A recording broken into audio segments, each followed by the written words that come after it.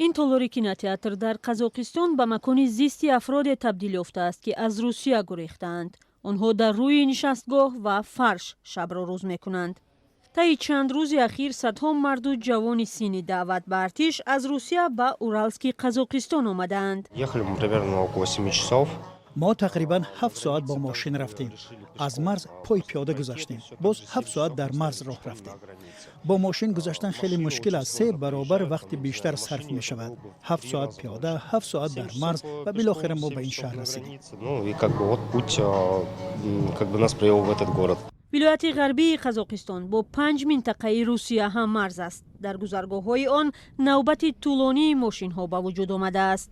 مردمی که یک هفته پیش شاید فکری ترک روسیه را نداشتند، حالا برخی به کشورهای آسیای مرکزی و برخی دیگر به خارج دور راه پیش گرفتند. اکثریت هنوز نمی‌دانند که کجا می‌روند و چی کار خواهند کرد. ما به پول آمدیم، نمی‌دانیم که آینده چی کار می‌کنیم، ولی اینجا آدمان خوب خیلی زیادند. آنها نه تنها به ما خوراک گرم دادند و با سخن نیک دل ما را گرم کردند، بلکه برایمان راه نشان دادند که من بعد چی کار کنیم. من صاحب جای زیست و کار معین بودم. در ساحه آیتی کار میکردم. ولی وابسته به این وضع مجبور شدم همه را ترک کنم و جان خود را نجات دهم. در میان آنهایی که روسیه را ترک میکنند، زاده‌های تاجیکستان و دیگر کشورهای آسیای مرکزی هم کم نیستند. آنهایی که صاحب شهروندی روسیه هستند، در پی اعلان بسیج به ارتش یا جنگ روسیه در اوکراین اکنون از این کشور بیرون میشوند.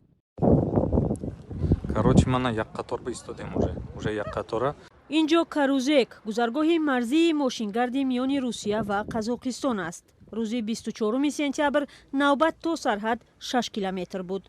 حالا 10 کیلومتر درازتر شده است.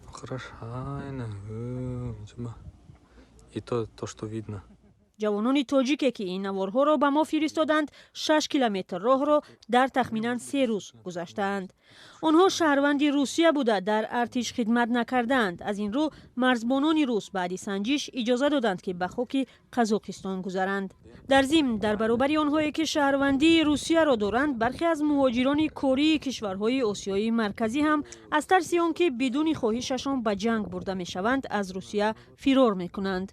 در این نوبت‌های طولانی آنها ساعت و روزها منتظر میمانند که مخالف شرکت در جنگ هستند.